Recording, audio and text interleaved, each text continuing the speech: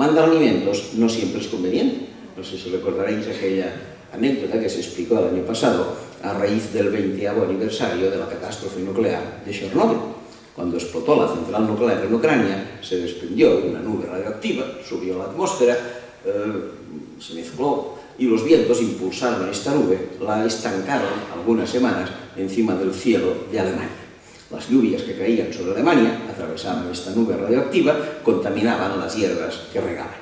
El gobierno alemán, que es muy prudente en el tema ambiental, prohibió a los campesinos alemanes que vendieran la leche extraída de las vacas en este periodo, puesto que tales vacas se habían alimentado de la hierba contaminada. El gobierno alemán dijo a los campesinos: no os preocupéis, yo ya os pagaré por la leche no vendida. Los campesinos alemanes hicieron caso a lo que les propuso el gobierno, no vendieron la leche, cobraron la indemnización, pero eso sí, empaquetaron toda la leche y la mandaron a África y a Bolivia como ayuda alimentaria. Hay ocasiones en que mandar alimentos no es lo más propio. Incluso si nosotros con buena fe le mandamos cereal pues, a Etiopía, resulta que en aquel momento nuestro cereal llega gratuito, pero el campesino del lugar no puede vender su cereal gratuito porque debe ganarse la vida, con lo cual recibe nuestra competencia desleal, se arruina, al siguiente año no produce cereal y al siguiente año hay más hambruna que la. Lo que dice la FAO es que cada país produzca sus propios alimentos.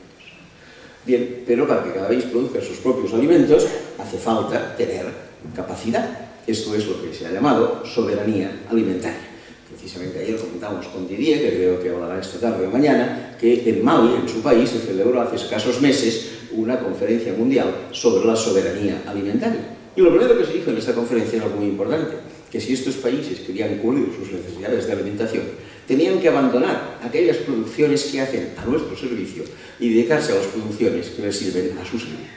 Dejar de hacer café, dejar de hacer cacao, dejar de hacer algodón, dejar de hacer piña tropical, de hacer cacahuete y hacer trigo, hacer cebada, hacer maíz, hacer arroz, porque trigo, arroz, cebada sirve para vivir y el café no, excepto en tiempos de exámenes. De manera que vale la pena que estos países adquieran su soberanía alimentaria de esta manera. Sin embargo, la FAO dice que para adquirir esta soberanía alimentaria no hace solamente falta dejar el café y entrar en el trigo, sino que hacen falta inversiones. Inversiones significan rotulación de terrenos, significa regadíos, significa plantas agrícolas, significa bancos de pesca, significa granjas, significa maquinaria agraria, significa muchas cosas. La FAO calculó qué es lo que costaría erradicar el hambre en el mundo. Y en una reunión cumbre de la FAO, junio del año 2002, que tuvo lugar en Roma, la FAO pidió formalmente a los países ricos del planeta la constitución de un fondo extraordinario para erradicar el hambre en el mundo, dotado en 50.000 millones de dólares al año. Los países ricos le dijeron que ni hablar de esto, que no tenían ningún recurso para hacer frente a este fondo. La FAO lo lamentó y dijo que en este caso la gente se seguiría muriendo de hambre. Pero daros cuenta de la paradoja. En junio del año 2002 no encontramos en ningún lugar 50.000 millones de dólares para hacer frente al hambre en el mundo. Y 9 meses más tarde, en marzo de 2003, encontramos no 50.000 millones, sino 4 veces más, 200.000 millones, para financiar la guerra de Irak. A estas alturas actuales, la guerra de Irak ya ha supuesto 600.000 millones de dólares de gasto, lo cual significa, como podemos ver, 12 veces más que lo que pedía la FAO para erradicar el hambre en un año, o dicho de otra manera, hubiera significado el mismo dinero la erradicación del hambre en el mundo durante 12 años. Permitidme que a estas alturas diga, y lo digo con toda sinceridad, que a unos determinados niveles de la vida política, determinados niveles que pueden llamarse George Bush, que pueden llamarse Vladimir Putin, que pueden llamarse Tony Blair, que pueden llamarse Jacques Chirac, estamos gobernados por delincuentes y nada más que por perfectos delincuentes.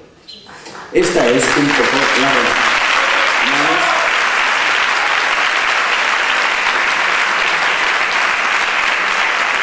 Este era el segundo elemento que quería explicaros. Perdón, el tercero. Primero era el ingreso, la enfermedad, el hambre. Y último elemento, esta mañana se ha hablado de la infancia, un pequeño dato sobre la infancia. De la infancia, como bien sabéis, se ocupa UNICEF. UNICEF considera infancia algo un poco distinto a lo que consideramos nosotros, puesto que para la UNICEF infancia comprende hasta la mayoría de edad, hasta los 18 años. Pues bien, de acuerdo con este criterio y según la UNICEF, en el mundo hay 700 millones de niños, y obviamente niñas, que no tienen vivienda que pueda ser llamada como tal, que viven en la calle, que viven en una tienda de campaña, en un campo de refugiados, bajo un puente, en una choza, una uralita, lo que sea. 700 millones de niños y niñas del mundo. 400 millones de niños y niñas que no tienen acceso al agua potable. Es curioso, y lo que dice este informe es bien interesante. Buscar agua potable a todo el mundo no es muy difícil. Según la ONU, solo significaría una inversión de 10.000 millones de dólares. No para llevar agua a todos los hogares, esto sería más difícil, pero sí, por lo menos, para que en las placitas de cada pueblo hubiera una fuente con la que acceder al agua. Hoy esto no es así, y lo que esto representa es que hay que ir a buscar agua lejos. Trabajo del cual en África se encargan fundamentalmente las niñas, que llegan a ocupar un promedio de 6 horas al día yendo a buscar agua, con lo cual no pueden asistir a la escuela, y estamos generalizando analfabetismo para las mujeres en los siguientes años.